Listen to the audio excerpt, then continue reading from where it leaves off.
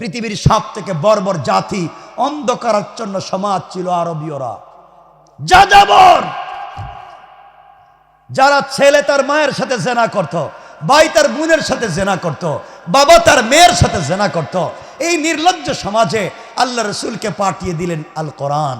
কোরআন আসলো যে ওমরের মতো মানুষ, যার কাছে মাথা কাটা ডাল ভাত, টাকা দিলে সকালে লাগবে না মাথা রাত্রে লাগবে, টাকা দিলেই কেটে দিত। আবু জেহেল বলল মুহাম্মদের মাথা কেটে দে, বিনিময় দিব 100 উট। মুহাম্মদের মাথা কাটতেও ওমর গিয়েছিলেন, কিন্তু যখন তিনি কোরআনের সংস্পর্শে গেলেন, কোরআন শুনতে পাইলেন, কোরআন নামক ম্যাগনেটিক লাইট যখন তাকে চুম্বকের মতো, ইন্নানি আনাল্লাহ লা ইলাহা ইল্লা আনা ফাবুদনি ওয়া আকিমিস সালাতা লিযিকরি, তাকে যখন সার্চ করেছে, তাকে যখন চুম্বকের মতো আকর্ষণ করেছে, হাত থেকে তরবারি ফেলে দিয়েছেন, মাথা ঠান্ডা হয়ে গিয়েছে। তরবারি রসুলের কদমে রেখে দিয়া মাথাটা নোয়া আমার রসুলের কাছে কালিমা পড়ে মুসলমান হয়ে গেলেন। কোরআনই পারে সমাজকে পরিবর্তন করতে পারে, কোরআনই পারে এই সমাজ থেকে মাদক, ফেন্সিডিল, ইয়াবা, দুর্নীতি, ধান্দাবাজি সব বন্ধ করে দিতে পারে। কথা বলেন না কেন?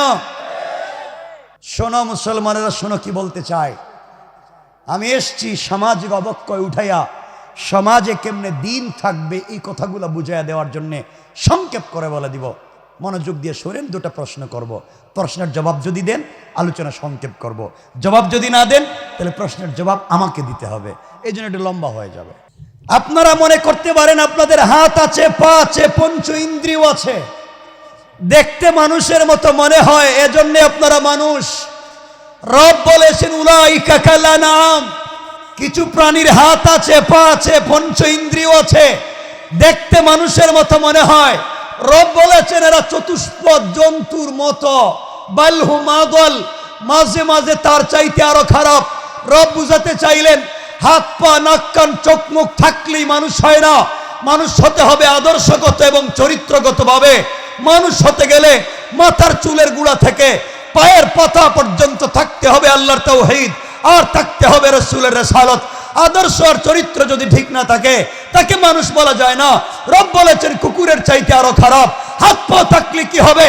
আমি কসম করে বলতে পারি, আপনাদের বৃহত্তর সাতক্ষীরায় খবর নেন, অনেক মানুষ আছে যাদের হাত পা আছে, দেখতে মানুষের মতো মনে হয়, কিন্তু তাদের চরিত্র, তাদের কালচার, তাদের ব্যবহার, তাদের আদর্শ এই সমাজের কুকুরের চাইতে আরো খারাপ।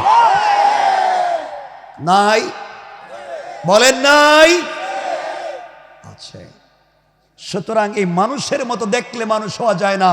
তোমাকে যেভাবে দেখতে লাগে আমাকে ওভাবেই মানুষ লাগে।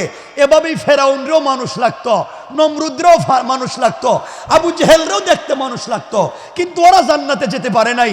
মুসা জান্নাতে, ফেরাউন জাহান্নামে, ইব্রাহিম জান্নাতে, নমরুদ জাহান্নামে, মুহাম্মদ জান্নাতি, আবু জাহাল জাহান্নামী। একটাই সমস্যা, তাদের কাছে ছিল আদর্শ আর চরিত্র বিদায় জান্নাতি। নমরুদ, ফেরাউন, আবু জাহাল তারা দেখতে মানুষ ছিল, আদর্শ আর চরিত্র ঠিক ছিল না, বিদায় জাহান্নামী। তো আপনাকে আমাকে দেখতেও মানুষ মনে হয়, আদর্শ চরিত্র ঠিক না থাকলে এই ভাব ভঙ্গি ধরে কাজ হবে না। প্রথমেই বলেছি যে ভাবসাব ধরছেন, এটা কাজ হবে না। কথা শোনা লাগবে আজকে। কি দেখেন না ভাব ভঙ্গি, দাড়ি টুপি জুব্বা বালা গাইয়া বসে রয়েছে, কি ভাব, ভাব ধরে যে কি করছেন সমাজরে, এটাই আজকে বলতে চাই। আপনাদের কাছে আমার 2 নম্বর প্রশ্ন, আপনারা যারা বসেছেন সত্যিকার অর্থে জবাব দেন, আপনারা সকলে মুসলমান কি না? সবাই কয় না, বলেন না। এলাকায় তো রোহিঙ্গা আসার সম্ভাবনা নাই, বহুত দূরে সাতক্ষীরা, আর টেকনাফ আরো দূরে, কথা কইবেন না কেন? মুসলমান বলেন, মুসলমান। কেমনে বুঝলেন? আমি সবার মতো আলোচক না, আমাকে বলতে হবে। না বুঝলে আবার বলবো, না বুঝলে আবার বলবো, না বুঝলে আবার বলবো। রাসূল বলতেন, যতক্ষণ না সাহাবায়ে কেরাম বলছেন ইয়া রাসূলুল্লাহ বুঝছি, ততক্ষণ পর্যন্ত বলতেন।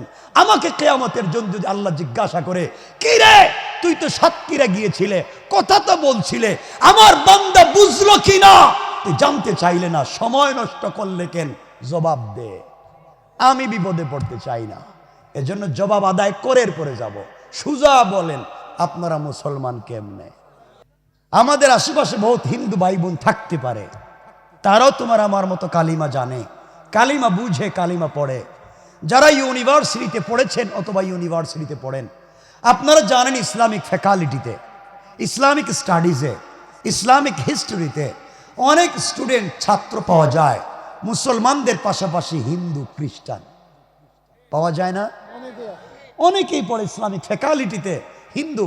আমি জানতে চাই, যে ইসলামিক ফ্যাকাল্টিতে হিন্দু ভাই বোন পড়ে, কোরআন থিসিস করে, কোরআন অ্যানালাইজ করে, রসুলের জিন্দেগি গবেষণা করে, পিএইচডি ডিগ্রি নেয়, ডক্টর হয়, আমি জানতে চাই যারা পিএইচডি ডিগ্রি নিয়ে ডক্টর হয়েছে তারা কোরআন জানে না জানে না, বুঝে না বুঝে নাই, পড়ছে না পড়ে নাই? তারা কোরআন জেনে বুঝে গবেষণা করে ডক্টর হয়েছে। এখন যে হিন্দু খ্রিস্টান ভাই বোন কোরআন এবং রসুলের জিন্দেগি গবেষণা করে পিএইচডি ডিগ্রি নিয়ে ডক্টর হইল, আপনারা বলেন তারা মুসলিম? বলেন মুসলিম? কেন নয়? তাদের জানা বেশি, বুঝা বেশি, পড়াও বেশি, ডক্টরও, এরপরেও তারা মুসলিম নয়। কারণ জানবার, বুঝবার, পড়বার সাথে নাই আল্লাহর তাওহীদ আর নাই রসুলের রিসালাত। আদর্শগত এবং চরিত্রগতভাবে আল্লাহর তাওহীদে বিশ্বাসী নয়, রসুলের রিসালাতে বিশ্বাসী নয়। এই জন্য জানবার, বুঝবার, পড়বার পরেও তারা মুসলমান। বোঝা গেল শুধু জানা, বুঝা, পড়া থাকলেই হবে না, আদর্শ এবং চরিত্র থাকা লাগবে। কথা বলেন না কেন? আমার কথা বুঝেননি আপনারা? আপনারা বলতে পারেন আপনারা নামাজ পড়েন এই জন্য মুসলিম, কথাগুলো এভাবে বুঝবেন বাবা। আপনারা মনে করতে পারেন আপনারা নামাজ পড়েন, সালাত পড়েন এই জন্য মুসলিম। আমি বলছি কিয়ামতের দিনে শুধু নামাজ পড়ে জান্নাতে যেতে পারবেন না। কিয়ামতের দিনে আল্লাহ বলবেন ফাওয়াইলুল লিল মুসাল্লিন, ও নামাজি তুই তোর নামাজের গাট্টি সহ জাহান্নামে যা। হয়তো নামাজ পড়েছ লোক দেখাবার জন্য, অথবা নামাজ পড়েছ নিজের নোংরা চরিত্র আর বদমাইশিকে ঢেকে রাখবার জন্য। এই নামাজ আপনাকে জান্নাতে নিবে না। আমার রাসূলের পিছনে অনেকেই সালাত পড়েছে, কিতাবের নাম মনে রাখবেন, হানাফি মাযহাবের বড় ইমাম আল্লামা ইমাম আবু বকর জাসসাস আহকামুল কোরআন লিল জাসসাসে তিনি লিখেন, আমার রাসূলের পিছনে অনেকেই সালাত পড়েছে, মাঝে মাঝে ইকামত দিয়েছে, রাসূলের দস্তারখানে খাবার খেয়েছে, রাসূলের মতো দাড়ি এবং জুব্বা পরে মদিনার বাজারে ঘুরে বেরিয়েছে। রব বলেছেন পয়গম্বরে আরবি আপনার মুসল্লি, আপনার দস্তারখানের সাথী, আপনার মতো দাড়ি এবং জুব্বা আছে। রব বলেছেন ইদা জাকাল মুনাফিকুন, ইয়া রাসূলুল্লাহ এরা নামাজি মুনাফিক। এরা নামাজি, এরা নামাজি কি বলেন তো? কলারুয়া, তালা, সাতক্ষীরা এলাকায় নামাজি মুনাফিক নাই? মিথ্যা কথা বলতে পারবেন না, বলেন নাই? আছে। তাহলে ভাবভঙ্গিতে কাজ হবে না। এখানে আল্লাহ আব্দুল্লাহ ইবনে উবাই, যাকে তার মায়ের বংশ থেকে ইবনে সালুল নামে চিনি, কথাগুলা বুঝবেন। আব্দুল্লাহ ইবনে উবাই আমার রাসূলের পিছনে সালাত পড়েছে, মাঝে মাঝে রাসূলের দস্তারখানে এক প্লেটে খাবার খাইছে, রাসূলের মতো দাঁড়িয়েও রাখছে। আব্দুল্লাহ ইবনে উবাইয়ের ইন্তেকালের পরে আমার নবীজি নিজে জুব্বা মুবারক খুলে আব্দুল্লাহ ইবনে উবাইয়ের কাফনের ব্যবস্থা করেছেন। নবীজি নিজে তার জানাজায় শরীক হয়ে ইমামতি করতে চেয়েছেন।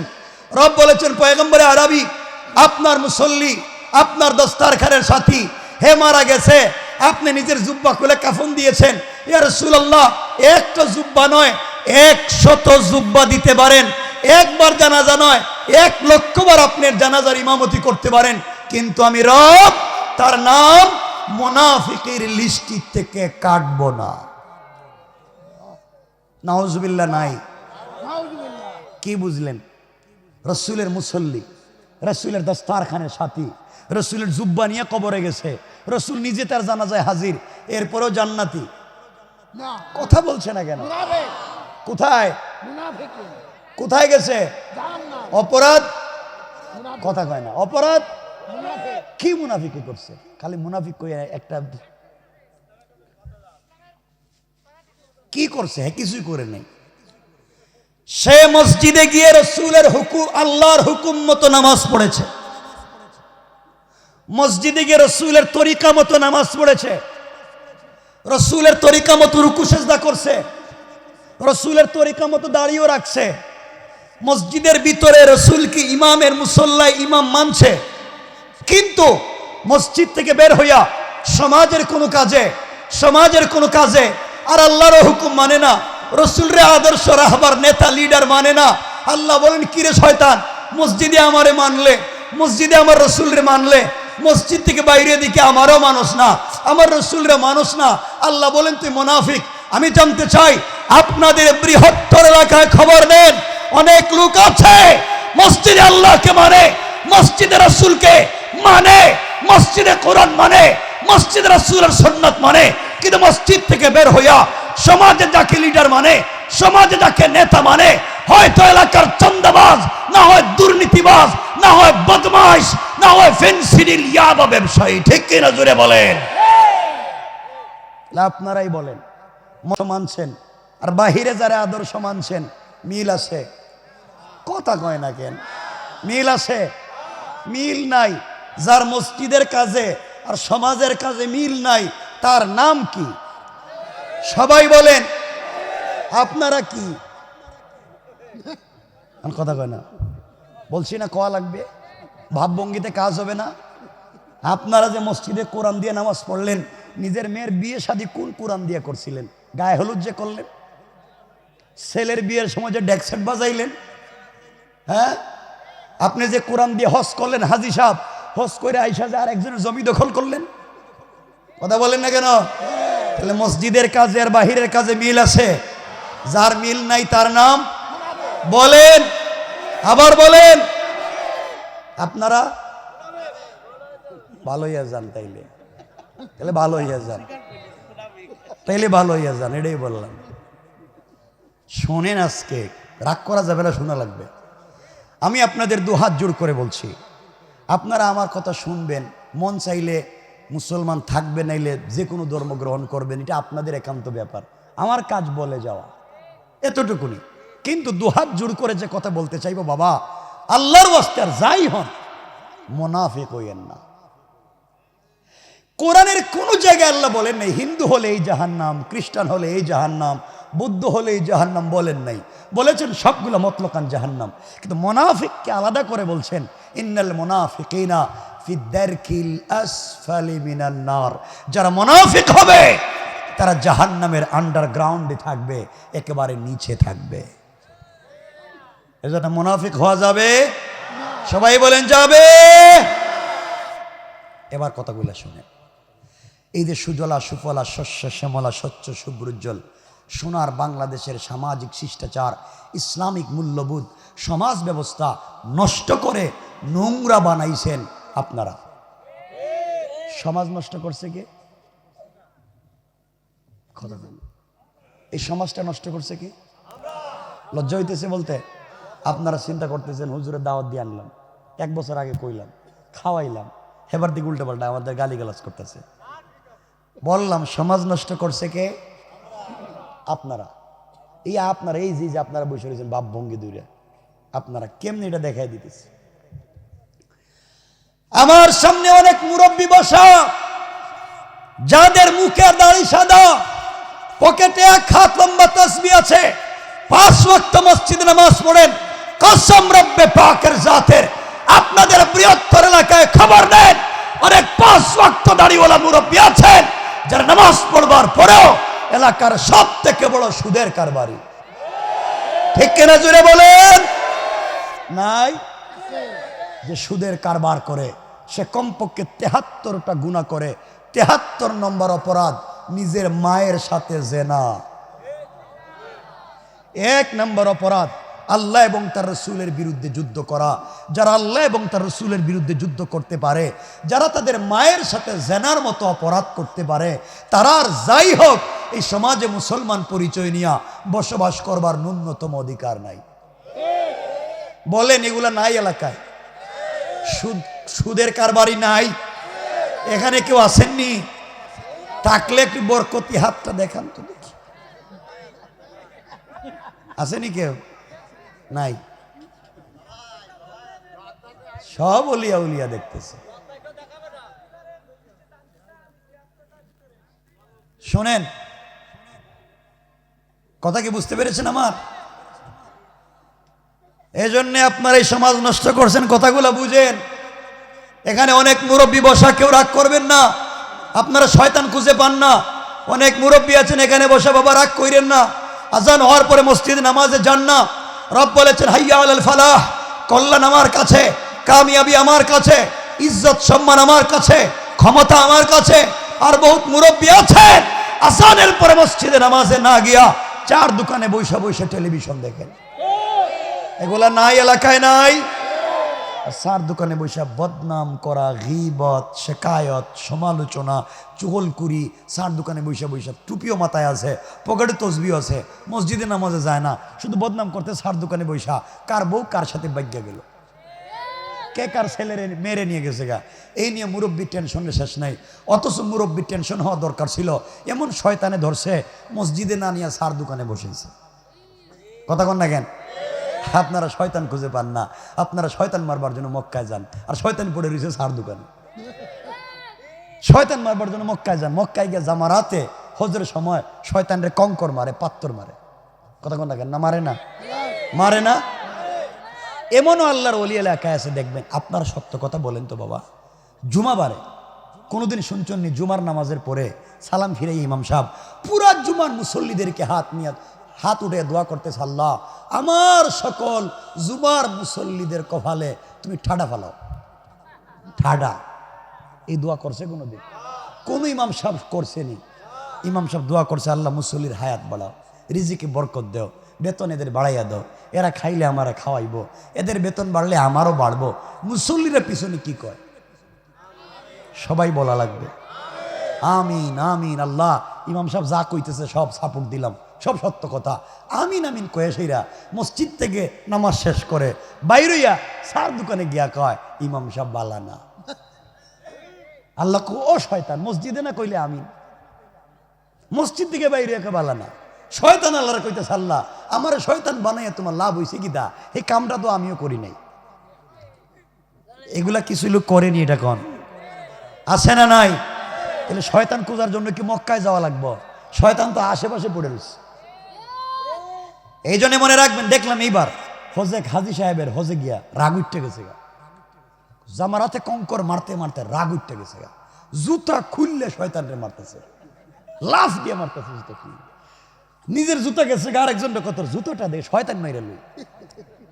এই যে বেচারা 8 লাখ খরচ কইরা হজে গিয়া জুতা খুললে শয়তানরে মারতেছে।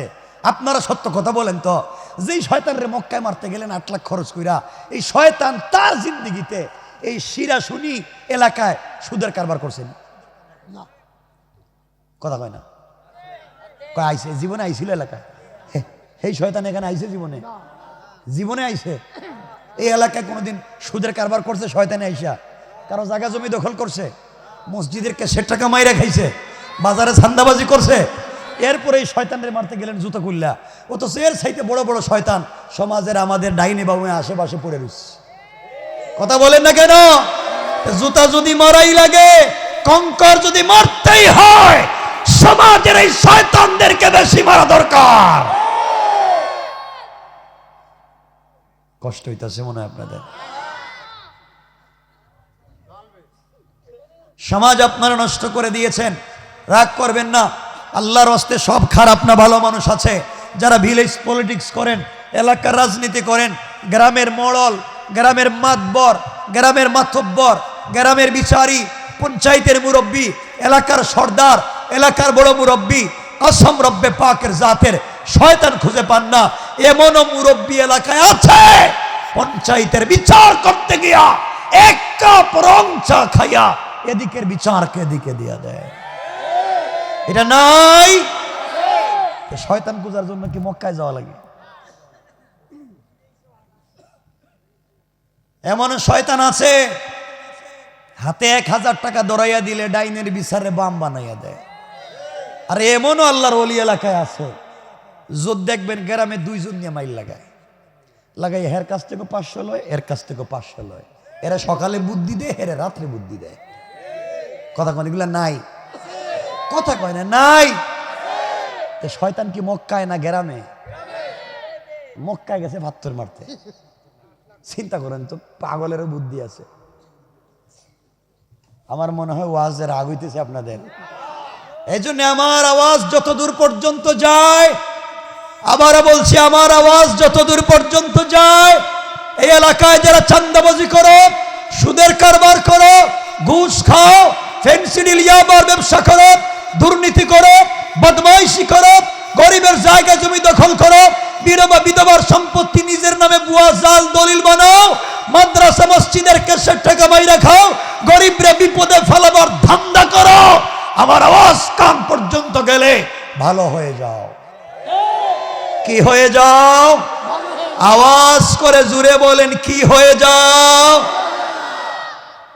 ভালো হয়ে যাও। তাহলে আজকের ওয়াজের মূল প্রতিপাদ্য হলো, মূল শব্দ হলো পুরো ওয়াজে ভালো হইয়া যাও। মনে থাকবে তো? আজকের পুরো ওয়াজের মূল শব্দ কিটা? সকালে ঘুম থেকে ওইটা যদি দেখেন, এদিকে সুদের কারবারি একজন যাইতেছে, পিছনে গিয়া বলবেন, আঙ্কেল ভালো হইয়া যাও। এদিকে একজন যাইতেছে গাঁজাখোর, পিছনে গিয়া বলবেন, বাবা ভালো হইয়া যাও। আজানের পরে সার দোকানে বৈশা বৈশা গল্প গুজব করতেছে, নামাজে না গিয়া সার দোকানে গিয়ে লম্বা সালাম দিয়া বলবেন, বাবা ভালো হইয়া যাও। দেখবেন এটা সোলার পরে এরা যত সময় দেখবো তত সময় দৌড়াইব। তাহলে কি হইয়া যাও?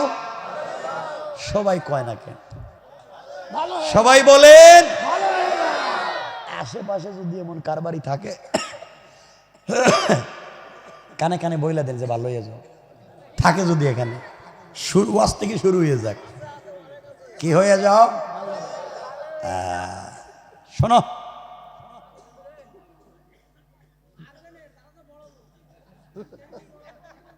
কি তা কয়? সোজা আওয়াজ, কথা বুঝেন না আমার আজকের? সোজা আওয়াজ ভালো হয়ে যাও। সমাজ নষ্ট, বাবা রাগ কইরে না, এখানে অনেকেই মসজিদের দায়িত্বশীল, মাদ্রাসার দায়িত্বশীল অনেকে এসেছেন এখানে, রাগ কইরেন না আপনারা আমার কথায়। সমাজ আপনারাই খাইয়া ফেলাইছেন, সমাজ নষ্ট, গ্রাম নষ্ট, পঞ্চায়েত নষ্ট, সব নষ্ট, শেষ পর্যন্ত মসজিদটাও নষ্ট। আমি জানি না, আমি বললাম আমার অভিজ্ঞতা থেকে, খবর নেন আপনাদের বৃহত্তর এলাকায় ম্যাক্সিমাম মসজিদের সভাপতি সুদখোর, ক্যাশিয়ার ঘুষখোর, আর সেক্রেটারি দুর্নীতিবাজ, চাঁদাবাজ, বদমাশ, ফেন্সিডিল ব্যবসায়ী, ইয়াবা ব্যবসায়ী, গরিবরে ঠকাইয়া মাইরা খাইয়া সব শেষ কইরা এরপরে মসজিদের দায়িত্বশীল হয়ে গেছে। সব না, ভালো মানুষ আছে। সমাজটারে কেমনে খায়া ফেলাইছেন আপনারা। আরে ভাব ভঙ্গি ধরে বসে রয়েছে এরা, কি ভাব ভঙ্গি ধরছে। এই ভাব ভঙ্গি দিয়ে কি হইবে এখন শোনেন, কষ্ট হচ্ছে না তো? তাহলে শোনেন, আপনারা মনে করতে কম কম বলতেছি কারণ 12টা হয়ে গেছে গা। শোনেন না, আর শুনেন না, এই যে বাবাকে উঠবেন না, এই যে বসে রয়েছেন আপনারা দাড়ি রাখিয়া, আর ভাবভঙ্গি ধরছেন যে দাড়ি তো রাখছি, সে আর ইসলাম হুজুরও রাখছে, আমরাও রাখছি, দাড়ি রাখছি আমরা জান্নাতে চলে যাইব। এই ভাবভঙ্গি ধরে লাভ নাই। আজকালকে তোমার আমার চাইতে বহুত লম্বা দাড়ি আজকালকের বহুত হিন্দু এবং খ্রিস্টানরাও রাখে, ঠিক কিনা? তো তোমার এই ভাবভঙ্গিতে কি হয়েছে? তুমি মনে করবা লম্বা একটা সুন্দর একটা টুপি মাথায় দিয়া, অথবা সুন্দর একটা পাগড়ি মাথায় বাঁধতে পারলেই আল্লাহর ওলি হওয়া যায়, মনে করতে পারেন। কিন্তু আপনাদের জানার বিষয়, এই পৃথিবীতে সব থেকে সুন্দর টুপি এবং সব থেকে সুন্দর পাগড়ি যারা মাথায় দেয়, অধিকাংশই শিখ। কথা বলেন না কেন? শিখের মাথায় পাগড়ি দেখছেননি? তো তোমার বাপ ভঙ্গিতে কি লাভ?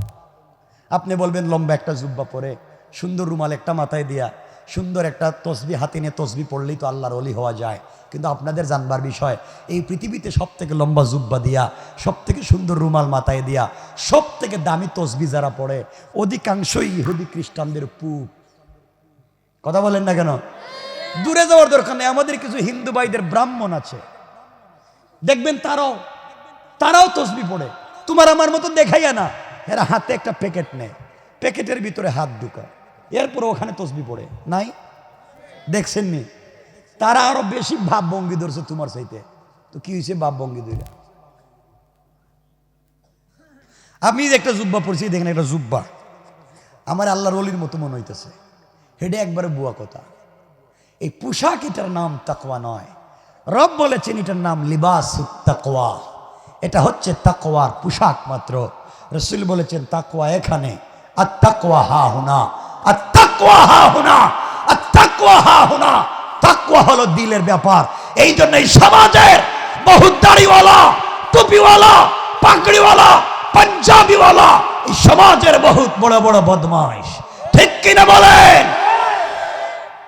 শুধু পোশাক থাকলেই হবে না, পোশাকের ভিতরে থাকতে হবে আদর্শ আর চরিত্র। কথা কি বোঝা যায়? কি তাকওয়া বলা আপনার আমার জানা আছে। এই যে রমজান আসছে, কয়েকদিন পরে রমজান শুরু হইব, দেখবেন রোজা তো রাখে না, ইফতারের সময় 2 প্লেট খায়। আছে না এগুলো? কত বড় শয়তান চিন্তা করছেন। এজন্য যারা খারাপ করতেছেন আল্লাহর হস্তে ভালো হইয়া যান। কি হয়ে যান? আর এই যে জুয়ান যারা বসছো, জুয়ান যারা মাঝে মাঝে বসছো, তোমরা যে ঠিক ঠিক কইতেছ, তোমরা যে খারাপের খারাপ, এটা কে কইতো? তোমরা যে খারাপের খারাপ হইছো, মা বাপের কথা শুনে না, চুল কাটে বাংলা লিঙ্ক কাটিং, এখানে নাই ওখানে নাই ওখানে নাই, মধ্যখানে রাইকা দিছে, মনে হয় ছাগল ঘাস খাইয়ে রাইকা দিছে। এ কামটা করো কে? আর এমনও যুবক আছে, ওরে আল্লাহ, যে মোটর সাইকেল চালায় যে স্পিডে, আসেন এগুলো এলাকার লেগে, কি যে স্পিডে মোটর সাইকেল চালায়। আরে আমি বহুত টাকাওয়ালার ছেলে মেয়েকে চিনি, বহুত শিল্পপতির ছেলেদেরকে চিনি, বাবার 1000 কোটি টাকা আছে, আর ছেলে ওভার স্পিডে মোটর সাইকেল চালাইয়া হাত পা ভেঙে এখন বাসায় পড়ে রইছে। কেন আজ যুবকেরা এত স্পিডে মোটর সাইকেল চালায় কেন রে ভাই? এরপরে দেখবেন পিছনে যদি তার গার্লফ্রেন্ডে বসাইতে পারে, তার প্রেমিকারে, তাহলে তো খাইছে, এটা বাতাসে উড়ে উড়ে জায়গা, ঠিক কিনা? এমন স্পিরিট দে, কিছু দূর চালাইতে চালাইতে যাওয়ার পরে পাও এক জায়গায়, মাথা আর এক জায়গায়, মোটর সাইকেল আর এক জায়গায়, হে আর এক জায়গায়, আর তার গার্লফ্রেন্ডে কুত্তা কামড়াইতেছে। এজন্য ভালো হয়ে যাও। কি হয়ে যাও? সবাই বলেন। এতক্ষণ বললাম সামাজিক অবক্ষয়, এখন আপনাদেরকে বলছি এই অবক্ষয় থেকে বেঁচে থাকবার পথ এবং পদ্ধতি। আপনাদের বাচ্চাদেরকে মাদক থেকে বাঁচান, সন্ত্রাসবাদ, জঙ্গিবাদ, চরমপন্থা থেকে বাঁচান। কি পথে যাওয়া লাগবে এই কথা আপনাদের কাছে সংক্ষেপে বলে দিচ্ছি। আমার মুসলমান বন্ধুগণ, গভীর মনোযোগ। আল্লাহর পয়গম্বর, আখিরি জামানার নবী, সরকারে কায়নাত, দো জাহানের সরদার, নবী রহমত, জনাবে মুহাম্মদ রাসূলুল্লাহ সাল্লাল্লাহু আলাইহি ওয়াসাল্লামকে আল্লাহ তাআলা জানিয়ে দিলেন, বন্ধু আমার,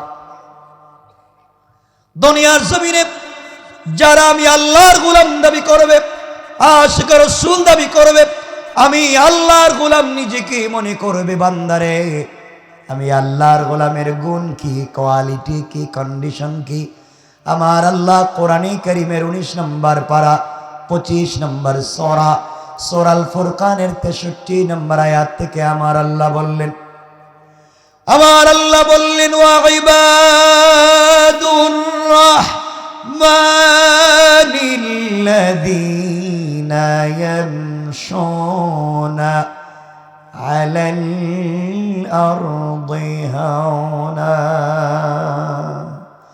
আমার আল্লাহ বলেন, মুসলমানেরা, এই দুনিয়ার জমিনে যারা আমি আল্লাহর গোলাম দাবি করবে, আশিক রাসূল দাবি করবে, আমি আল্লাহর গোলাম নিজেকে মনে করবে, বান্দারে আমি আল্লাহর গোলামের 1 নাম্বার গুণ হলো আমার বান্দা দুনিয়ার জমিনে কোনোদিন অহংকার করতে পারে না। ঠিক না বলেন? কথাগুলো ভালো করে বুঝেন। অহংকার করা যাবে না। আপনি যে বড় ব্যক্তি হন না কেন, আপনি যদি অহংকার করেন, আমার আল্লাহ আপনার অস্তিত্ব নষ্ট করে দিতে পারে। এই জন্য বৃহত্তর সাতক্ষীরা এলাকায় আল্লাহ যাদেরকে বড় আলিম বানিয়ে দিয়েছেন, শেখুল হাদিস, মুফতি, মুহাদ্দিস, খতিব বানিয়েছেন, ইউনিভার্সিটির রেক্টর বানিয়েছেন, কলেজের অধ্যক্ষ, অধ্যাপক, প্রফেসর বানিয়ে দিয়েছেন, আপনি আপনার জ্ঞানের কারণে অহংকার করতে পারেন না। মুআল্লিমুল মালাইকা, ফেরেশতাদের শিক্ষকের মতো মহাজ্ঞানীকে অহংকার করবার অপরাধে যে আল্লাহ রাজিম শয়তান বানিয়ে দিয়েছেন, অপদস্থ শয়তান বানিয়ে দিয়েছেন, আপনিও যদি আপনার জ্ঞানের কারণে অহংকার করেন, আমার আল্লাহ আপনাকেও শয়তান বানাইয়া দিতে আমার আল্লাহর 1 মিনিটও দেরি হবে না। কোন ঠিক কিনা? ঠিক কিনা বলেন? আল্লাহ চাইলে পারবে? কথা বলেন, পারবে? ওয়াজ আমারে করতেছি, এই জন্য আল্লাহর ওয়াস্তে আল্লাহর গোলাম দাবি করলে অহংকার করা যাবে? বলেন না যাবে? ওয়াজ আবারও বলছি আমারে করতেছি এই জন্য যে এলাকায় খবর নেন, মাআজাল্লাহ সব না, এলাকায় খবর নেন। যদি কেউ এলাকায় বড় হুজুর হয়ে যায়, এলাকার বড় হুজুর, দেখবেন এলাকার বড় হুজুর অধিকাংশ সময় সাধারণ পাবলিক আর সালাম দেন না। ঠিক কিনা বলেন? বড় হুজুর আমি সালাম দিব কেরে, আমারে সালাম দেও। বড় হুজুরে পাবলিক সালাম দেয়, ঠিক মতো জবাবও দেয় না, মাথা নাড়ায় কয় ঠিক আছে ঠিক আছে ঠিক আছে, যাও। শয়তানি করো না।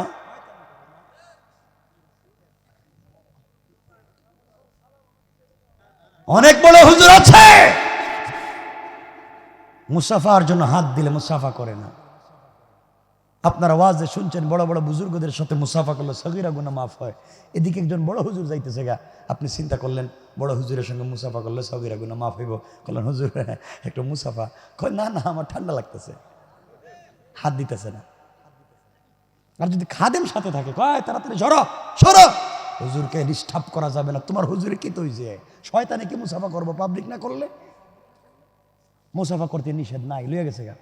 কিন্তু মুসাফার সময় যদি বড় হুজুরের হাতে একটু হাদিয়া দিতে পারেন, হাদিয়া, হাদিয়া বুঝছেননি? বুঝছেন না মনে হয়, হাদিয়া বুঝছেননি?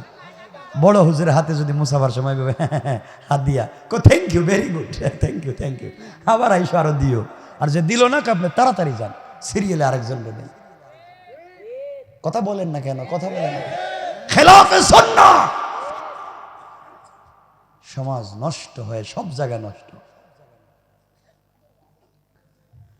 কথাগুলো ভালো করে শুনেন কি বলতে চাই, এবার কান খাড়া করে শুনেন। এই এলাকার ভিতরে আল্লাহ যাদেরকে টাকার মালিক বানিয়েছেন, মিল ফ্যাক্টরির মালিক বানিয়েছেন, শিল্পের মালিক, গাড়ির মালিক, বাড়ির মালিক বানিয়েছেন, আপনি যদি সম্পদের কারণে অহংকার করেন, ক্ষমতার কারণে অহংকার করেন, আমার আল্লাহ চাইলে 10 তলা থেকে থাবড়াইয়া গাছ তলায় নামাইয়া দিতে আমার আল্লাহর 1 মিনিটও দেরি হবে না। কোন ঠিক কিনা? ও এলাকার মুসলমানেরা কান খাড়া করে শোনো, আল্লাহ এলাকায় যাদের টাকা দিয়েছে, বিভাগীয় শহরে আপনার বাড়ি আছে, ঢাকা শহরে রাজধানীতে আপনার বাড়ি আছে, সম্পদ আছে, আপনার কোটি টাকা দামের গাড়ি আছে, আপনি কোটি টাকা দামের গাড়ি দৌড়াইয়া গ্রামের বাড়িতে আসতে লাগলেন। আপনার গাড়ি হেরিয়ার, আপনার গাড়ি প্রাডো, আপনার গাড়ি রেঞ্জ রোভার, আপনার গাড়ি সিআরবি, আপনার গাড়ি এক্সট্রেল, কোটি টাকা দামের গাড়ি দৌড়াও, গ্রামের বাড়িতে আসতেছ, আসার পথে গাড়ি কোনো একটা জায়গায় জ্যামে আটকা পড়ে গিয়েছে। আপনার গাড়ি যখন জ্যামে আটকা পড়ে গিয়েছে, এমন সময় আপনি কোটি টাকার গাড়িতে বসা, আপনার গাড়ির গ্লাসের সামনে একজন ভিক্ষুক ভিক্ষার ভাঙ্গা থালা নিয়া ডাক দিয়া বলেছে, স্যার আল্লাহ আপনাকে কোটি টাকার মালিক বানাইছে, কোটি টাকা দামের গাড়িতে বসাইছে, আর আমাকে ভিক্ষুক ফকির বানাইয়া ভাঙ্গা রাস্তা দাঁড় করাইয়া দিয়েছে। আল্লাহ আপনাকে এয়ার কন্ডিশন, এয়ার কুলার, টাইসার, সিরামিক ফিট করা বাসায় ঘুম পাড়ায়, আর আমার রেল স্টেশনে, টার্মিনালে, ঝুপড়ি ঘরেও জায়গা নাই। আমার ঘরে আমার মা বাবার প্যারালাইসিস, সন্তানদেরকে 3 বেলার খাবার দিতে পারি না, মাকে 2 টাকা দিয়ে একটা প্যারাসিটামল কিনে দিতে পারি না, ঠান্ডার সময় চলে গেল বাচ্চাদেরকে একটা কম্বল 200-250 টাকা দিয়ে দিতে পারলাম না। আল্লাহ আপনাকে অনেক দিয়েছে, ও টাকাওয়ালা, আপনার কাছে বেশি কিছু চাই না, আপনার কাছে আমি লাখ টাকা চাই না, আপনার কাছে আমি 1000 টাকা চাই না, আপনার কাছে আমি 100 টাকা চাই না, আপনি আমাকে 5টা টাকা দিয়ে সহযোগিতা করে যান।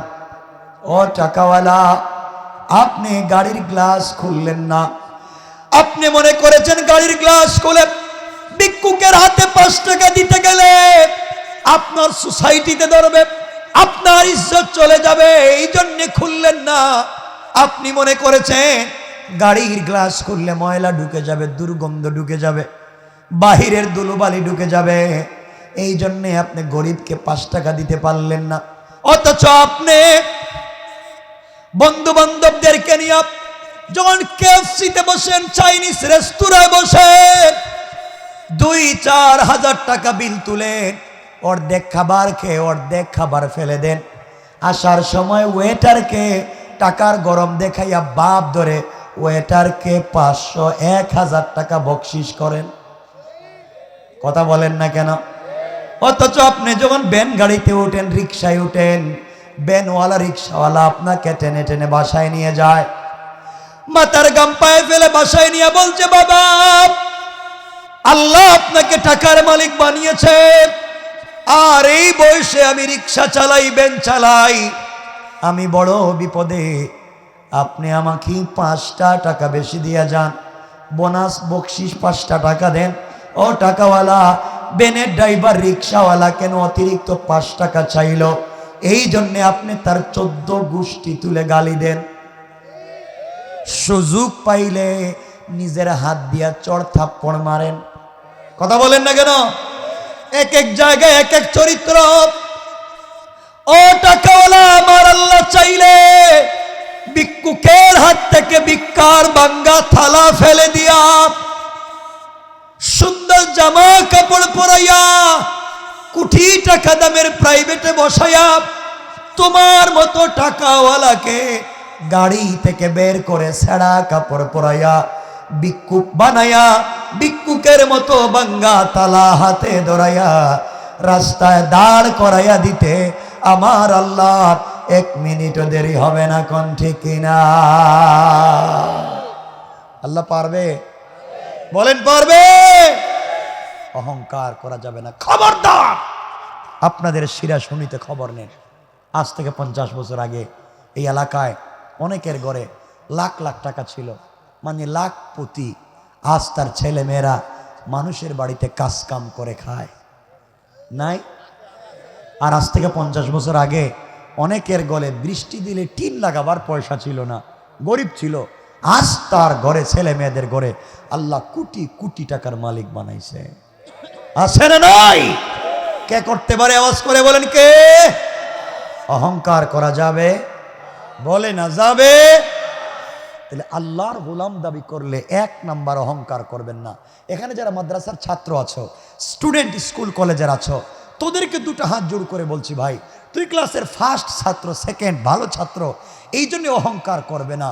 আল্লাহ হয়তো তুমি 1 নাম্বার ছাত্র, তোমাকে জুতা শিলের কাজে নাও লাগাইতে পারেন, আর ক্লাসের ফেল এর ইজ্জতের মালিক বানাইয়া দিতে পারেন।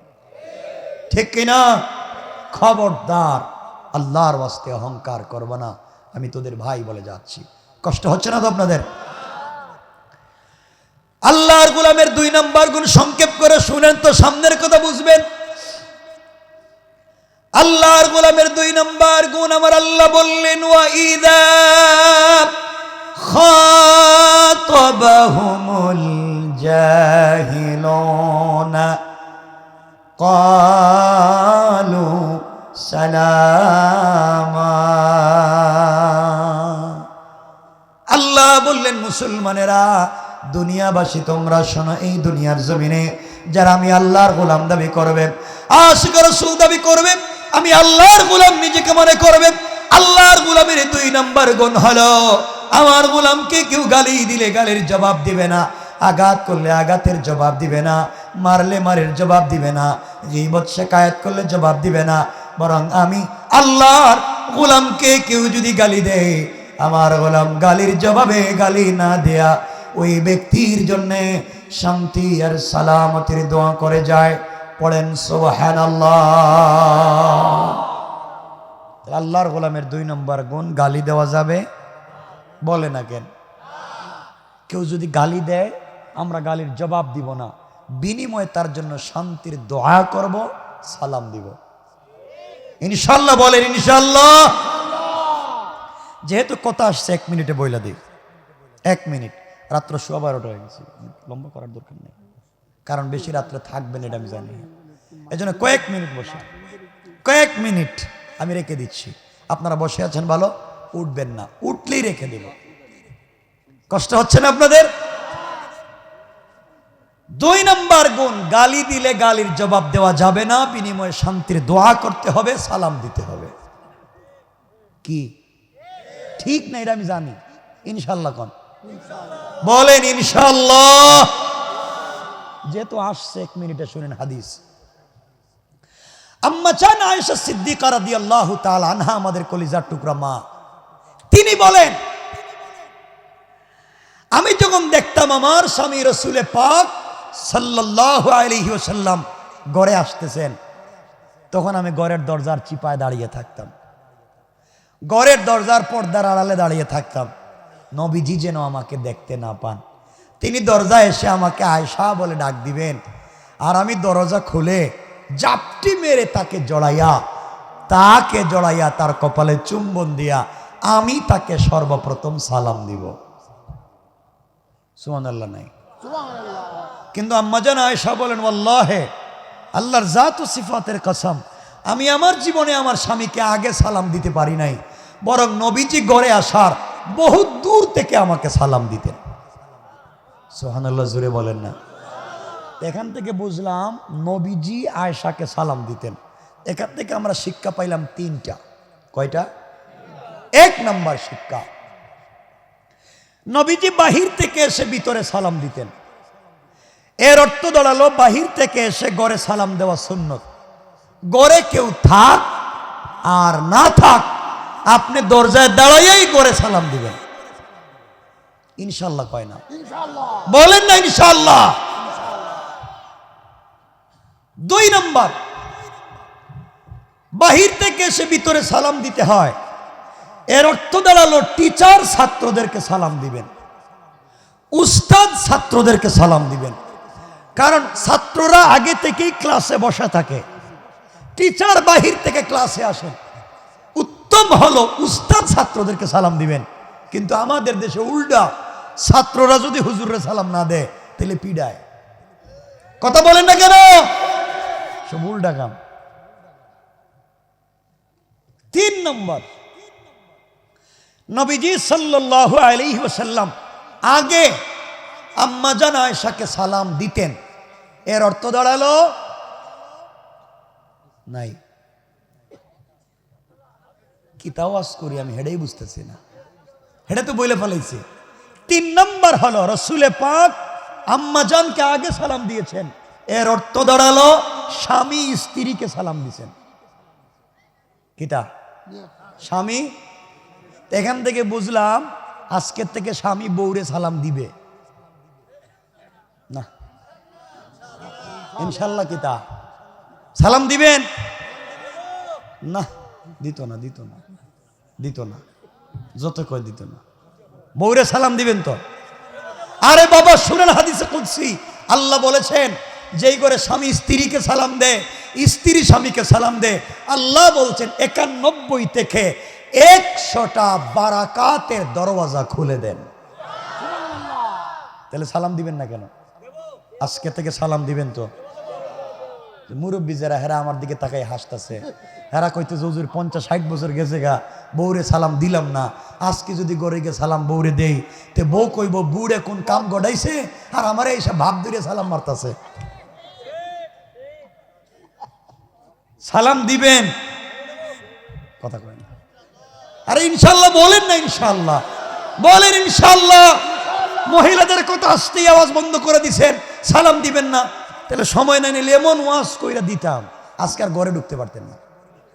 দরজা দাঁড়ায় বউ কইতো আগে আমার কথা শুনে, বউ বলতো আগে আমার এখন কি কি করছেন সারা জিন্দেগি আমার সাথে, জবাব দেন। এগুলো হাদিসে নাই, বউরে বানাইয়া রাখছেন কামলা, কাজের বুয়ার মতো সারাদিন কাজ করান করে। এরা কই পাইছেন? কই পাইলেন এগুলো আপনারা? সারাদিন বউরে দিয়ে কাজ করায়। বউ ঘুম থেকে ওঠার পরে টয়লেট পরিষ্কার করো, বাথরুম পরিষ্কার করো, বাচ্চাদেরকে পরিষ্কার করাও, ঘরের সবার নাস্তা তৈরি করো, সবার বেডরুম গুছাইয়া দাও, বাচ্চাদের টিফিন তৈরি করো, বাচ্চাদেরকে স্কুলে নিয়ে যাও, হাঁস মুরগ থাকলে তা দেখো, গরু ছাগল থাকলে তা দেখো, আত্মীয় স্বজন হেরে দেখো, অসুস্থ থাকলে হেরে ঔষধ খাওয়াও। বউ কাম করতে করতে করতে করতে রাত্রে যে কোন সময় না খাইয়া ঘুমাইয়া গেছে, একটা স্বামী নাই বউ রেখে জিগায় না, বউ তুমি খাইছো না কেন? এগুলা করেন কেন? কই পাইছেন এগুলো আপনারা? হ্যাঁ, সব বুয়া জিনিস নিয়ে ঘুরতেছেন। এজন্য আজকে থেকে সালাম দিবেন। কথা কেন এরা দিত না মনে হইতেছে? সবাই বলেন না ইনশাআল্লাহ সালাম দিবেন না তো কি করবেন? হ্যাঁ, লজ্জা করে। ওরে আল্লাহর লজ্জা রে, বউরে সালাম দিতে লজ্জা হয়, আর বউরে পিড়াইবার সময় লজ্জা কই যায়। একজন কইল বউরে এমন পিড়ানি পিটায়, একজন কইতেছে বউরে পিটাইতে পিটাইতে বউরে কইতেছে তুই আমার আব্বা ক। বউ মায়ের খাইতে খাইতে কইতেছে তুই আমার আব্বা, এবার সাইডা দে। হে বন্ধু বান্ধবের কাছে গিয়া কই তোমরা আমার চিনোনি আমি কে? বউরে বাপ ডাকাইয়া ছেড়ে দিছি। শয়তান আল্লাহর কয় আল্লাহ আমার তুমি শয়তান বানিয়ে তোমার কোনো লাভ হইছে না, এই কামটা তো আমিও জীবনে করি নাই। কথা কন না কেন? ঠিক কেনা জোরে বলেন? কি শুরু করছে সমাজ?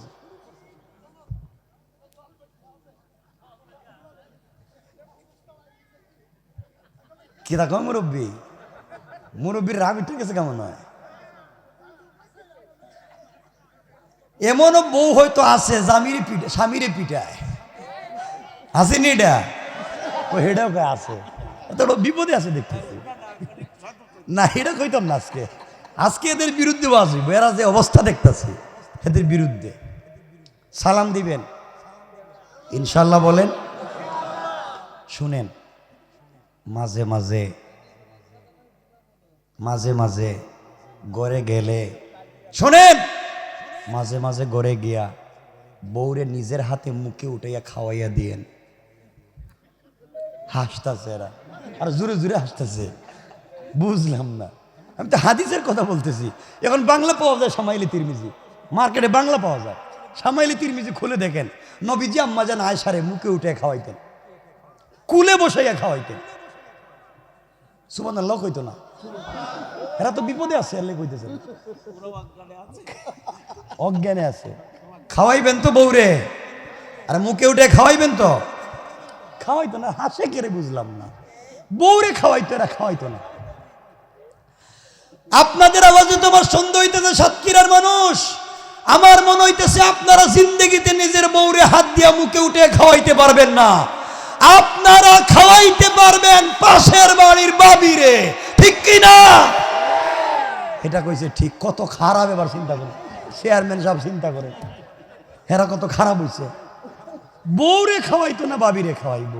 ওরে আল্লাহর দুনিয়া রে, হে বেড়িরে বিয়ে করছিলেন কে রে? হেডে কোন দুনিয়া এলাম? মহিলারা আসেনি এলাকায়, এরা শুনতেছেনি ওয়াজ। আজকে বাসায় যান, তাইলে বাবিরে খাওয়াইবেন, যান, মুসলমানই দিব, যান আজকে ভাবিরে খাওয়াইবেন, বউরে রক্ষা কই কি? এরা স্ত্রীরে খাওয়াইয়েন। শোনেন, আমার রসুলের ঘরে টাকা পয়সা ছিল না, খাদিজা রসুলে পাকের ঘরে টাকা নাই, পয়সা নাই, কিন্তু প্রেম মোহাব্বত আর ভালোবাসায় ভরা ছিল।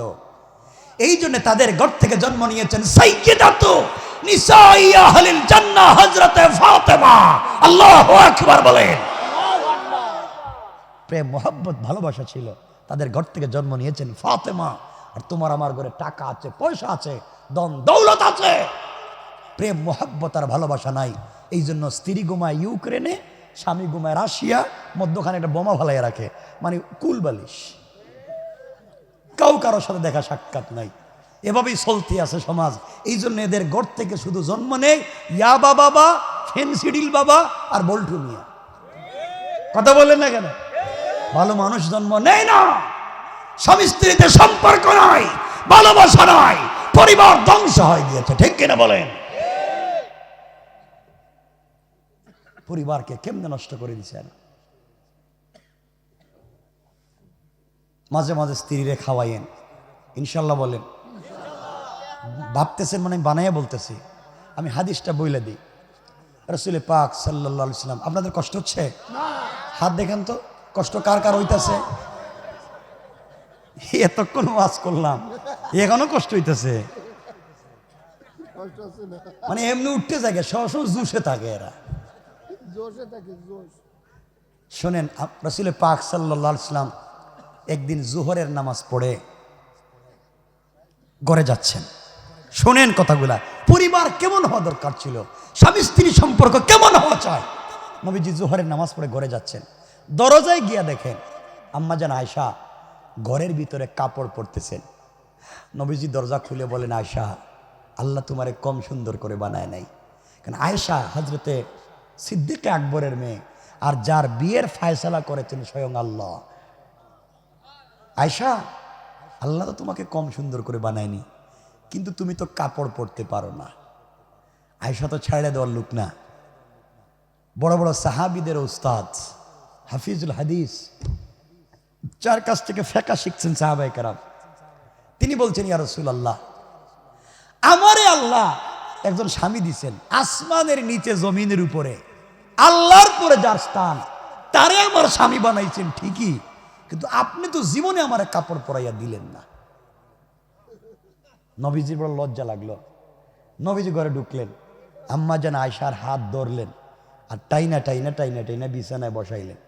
বিছানায় বসাইয়া নবীজি নিজের হাতে আম্মাজানের মাথার থেকে কাপড় সরালেন, নিজের হাতে আম্মাজানের মাথার চুলের বেনি করলেন, খোপা করলেন, নিজের হাতে মাথায় জৈতুন তেল দিলেন, চিরুনি হাতে নিয়া আম্মাজানের মাথার চুল নিজের হাতে আঁচড়াইয়া, চুলগুলা বেনি করে, চুলগুলা খোপা বেঁধে, নিজের হাতে কাপড় পরাইয়া, কুলে উঠাইয়া, কপালে চুম্বন দিয়া বিছানায় বসাইয়া দিছেন। সুবহানাল্লাহ বললেন না? নবীজিকে নবীজি হিসাবেই দেখলেন, তার পরিবার নীতিটা দেখলেন না। স্বামী হিসাবে কতটুকুন শ্রেষ্ঠ, বাবা হিসাবে কতটুকুন শ্রেষ্ঠ জানতে চাইলেন না। বসেই শেষ না, দুজন বসছেন এক জায়গায় খাইতে, একই প্লেটে খাইতে বসছেন। আম্মাজান আয়েশা সিদ্দিকা রাদিয়াল্লাহু তাআলা আনহা গোশতের টুকরা মুখের ভিতরে নিয়ে চাবাইয়া প্লেটে রেখে দিতেছেন, আর রাসূল পাক সাল্লাল্লাহু আলাইহি সাল্লাম এই টুকরাটা নিজের মুখের ভিতরে নিয়ে চাবাচ্ছেন। আম্মাজান আয়েশা গ্লাসের যেই জায়গায় ঠোঁট লাগিয়ে পানি পান করছেন, রাসূল পাক ওই জায়গায় ঠোঁট লাগিয়ে পানি পান করছেন। সুবহানাল্লাহ ওয়া বিহামদিহি। কেমন ভালোবাসা ছিল। এই ওয়াজ শোনার পরে এই এলাকার কোনো বউ যদি একটা গোশতের টুকরা মুখের ভিতরে নিয়ে সাবাইয়া স্বামীর হাতে দেয়া কয়, স্বামী এটা খাও, তাহলে অবস্থাটা কি তুইব হেডে আমার এখন হাসতেছে কেন আমি বুঝতেছি না। আজকে অবস্থাটা কি বেড়ে এখন বেজার লেগে যাব না, বুঝতেছি না, এরা জীবনে পারতো না। খাওয়াইয়েন স্ত্রীর। শুনেন, রাসূল বলেছেন, কেউ যদি স্বামীর মুখের খাবার স্ত্রী খায়, স্ত্রীর মুখের খাবার স্বামী খায়, মানে ঝুটা, নবীজি বলেছেন আল্লাহ তাদেরকে 11 অথবা 12টা রোগ থেকে কমপ্লিট শেফা করে দিবেন।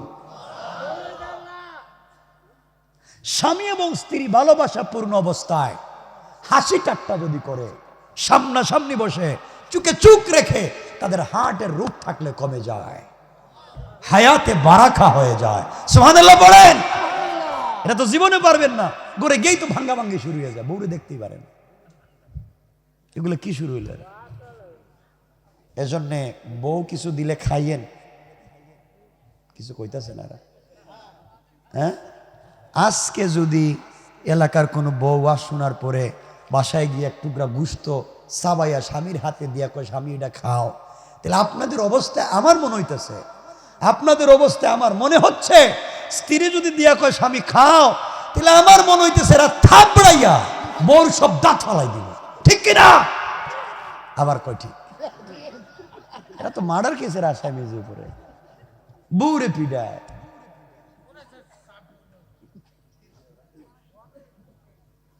এ কি শুরু করলো আজকে বুঝলাম না। যাক, 12:30 হয়ে গেছে, 12:30 হয়ে গেছে। আরে না, আর লম্বা করা যাবে না। শোনেন না, আপনার কষ্ট হচ্ছে, অনেকে উঠবেন কষ্ট। আরে আর কথা হবে না। ওয়াজ শুনতে এতক্ষণ কি বলছি বুঝেন নাই? আমি করলাম তাফসীর আর হেরা কই গজল। আমি কি গান গাইতে পারি? মনে রাখবেন, আমি যতক্ষণ কথা বলছি কথাই বলছি, এটাই মাথায় রাখবেন। এভাবে যদি 5 লাখ ওয়াজ আমার ইন্টারনেটে দেখেন, কথাই শুনবেন, আর কিছু নাই। সোজা কথা বুঝতে পেরেছেন তো? পরিবারকে সুন্দর করেন, স্বামী স্ত্রীর পরিবার, বাবা ছেলের পরিবারকে সুন্দর বানান। 1 মিনিট একটা কথা বলে রেখে দিচ্ছি, লম্বা করব না, আপনারা যতই বলেন। বসেন আপনারা। পরিবারকে কেমনে সুন্দর করা লাগে আপনারা শুনেন। চিত্ত বিনোদন, আপনারা মনে করছেন বিনোদন যেটা, এটা মনে হয় পরিবারে নিষেধ, ইসলাম মনে হারাম করেছে। শুনেন পরিবারে কেমন বিনোদন হওয়া চাই। রাসূলের 3 জন সাহাবী, খুব মনোযোগ দেন। ওমর, আবু বকর, আলী। 1 জন মেয়ের জামাই আর 2 জন শ্বশুর। কয়জন হইছে? 3 জন। ওমর এবং আবু বকর দুজন লম্বা মানুষ, খুবই লম্বা দুজন। আর আলী বাইটিয়া, একেবারে বেটে, তাদের তুলনায় বাইটিয়া।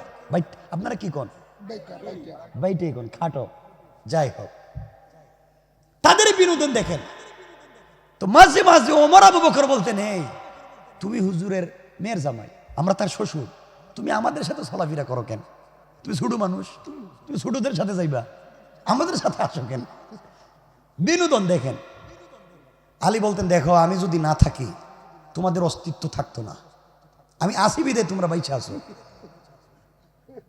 আলী। উমর তো খুব চালাক মজার মানুষ, হযরতে সিদ্দিক আকবর গম্ভীর, আর ওমর তো খুব মজার মানুষ। হ্যাঁ আলী বাইটিয়া, ভাব ধরে আমাদের সাথে আসো বিদায় মানুষ দাওয়াত টাওয়াত খাওয়ায়, এই বাইটটা হইলে কি আর কাজই তো?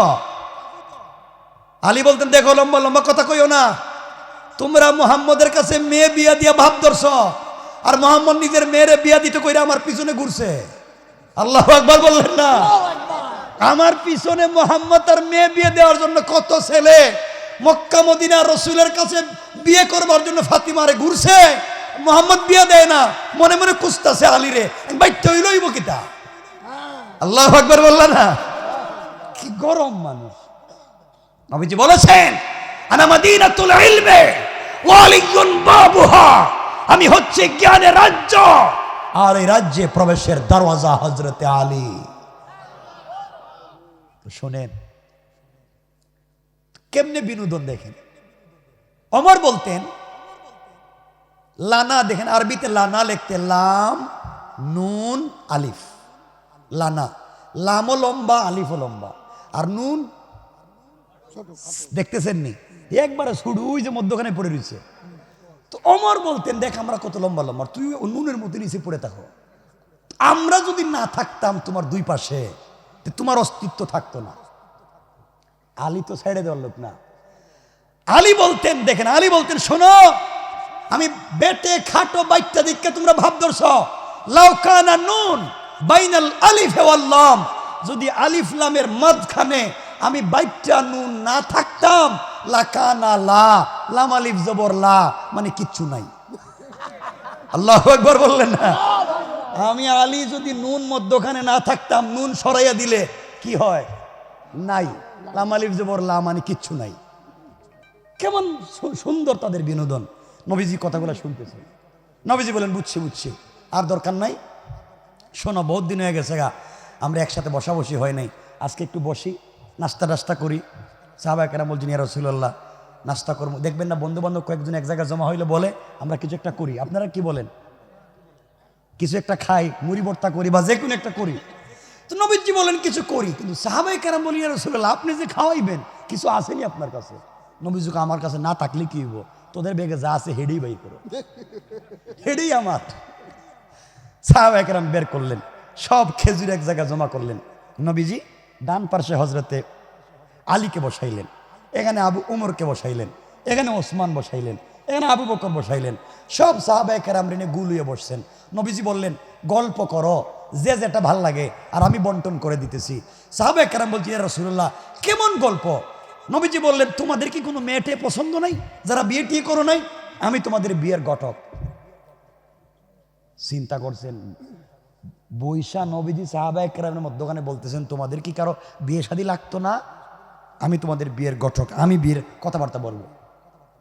একজন সাহাবী পিছন থেকে বলছেন ইয়া রাসূলুল্লাহ আবার কোন সত্য, আপনি বিয়ের কথা বলবেন? নবীজি তো খেজুর বন্টন করতেছেন, তাকায় দেখেন না কে কইতেছে। বলছেন নবীজি বলছেন হ্যাঁ আমি বলছি, বিয়ের ঘটকালি বিয়ের কথাবার্তা আমি বলবো। উনি বলছে ইয়া রাসূলুল্লাহ আমার একটা মেয়ে পছন্দ। কে? নাম কয়ে দিছে মদিনার সব থেকে বড় শিল্পপতির মেয়ের নাম। নবীজি বলেন কে রে, এটা কে রে? উঠতে দেখে এটা কালো সাহাবী গুলাম হাবশি, কালো বাইটিয়া।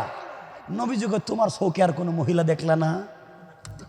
তোমার গড় নাই বাড়ি নাই, বাইটিয়া খাটো আর হাবশি গুলাম, আর তুমি একবারে সব থেকে বড় শিল্পপতির মেয়ের বিয়ের প্রস্তাব করলা। কই ইয়া রাসূলুল্লাহ আমার কিচ্ছু আসে যায় না, আপনি বিয়ের প্রস্তাব দিবেন, পৃথিবীর কারো বাবার ক্ষমতা নাই সরাইয়া দিত।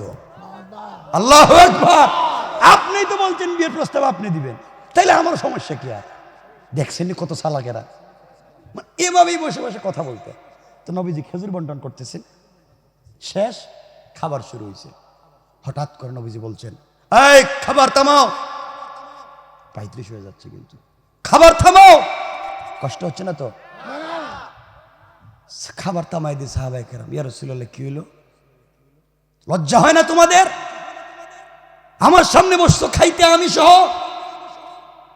আমার সামনে বসে তো লজ্জা কম কম খাওয়ার কথা, কিন্তু এই মজলিসে বসে এমন একটা পেটুক বসছে। পেটুক, পেটুক কিতা কম খায় না বেশি খায়? এমন একটা পেটুক বসছে, সব খায় পালাইতেছে। সাহাবায়ে কেরাম তো লজ্জা, ইয়া আল্লাহ রসুলের সামনে বৈশা বেশি বেশি খায়, এটা আবার কেডা? নবীজি বললেন শোনো,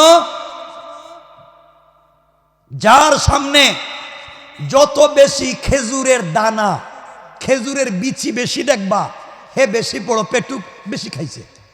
সাহাবায়ে কুস্তে লাগলেন এই কামটা করছে কেডা? কুস্তে কুস্তে দেখেন আলীর সামনে বিচির এক স্তূপ হয়ে গেছে। ওমর দাঁড়াইয়া কয় আমি কইছিলাম এটা বাচ্চা, কিন্তু এমন খায় এটা আমি জানি না। লজ্জা শরমের মাথা খাই, নবীজির সামনে বসছি আর এমন খাওয়া খাইলো। আমাদের এতগুলো মানুষের সামনে লজ্জা শরম।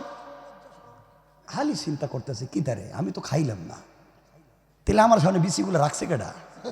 আমারই বদনামি করতেছে এত মানুষের সামনে, আমার ইজ্জত সম্মান সব গেল। নবীজির সামনে এই কামটা করছে কে? আলী তো ছেড়ে দিবে না। আলী দাঁড়াইছে, কুস্তাছে কামটা কে করছে। কিছুক্ষণ পরে আলী বলছেন ও সাহাবীরা শোনো, আমি পেটুক মানলাম, আমি বেশি খাই, কিন্তু আমি এত বড় পেটুক খেজুর খাই এত বিচিগুলো রাখছি, কিন্তু এই মজলিসে আমার চাইতে আরো বড় পেটুক আছে। সাহাবায়ে কেরাম চিন্তা করলেন এই কামটা করলো কেটা? সাহাবায়ে কেরাম বলেন বলো এই কাম করছে কে? আলী বলছেন আমি তো খেজুর খাইয়া বিচি রাখছি, আর এই মজলিসে এমন বড় পেটুক আছে, হ্যাঁ খেজুর খাইছে খাইছে বিচিও খাইছে। আল্লাহু আকবার নাই, এটা তো খেজুর খাইছে বিচিও খাইছে। সাহাবায়ে কেরাম বলছেন তুমি বুঝলা কেমনে?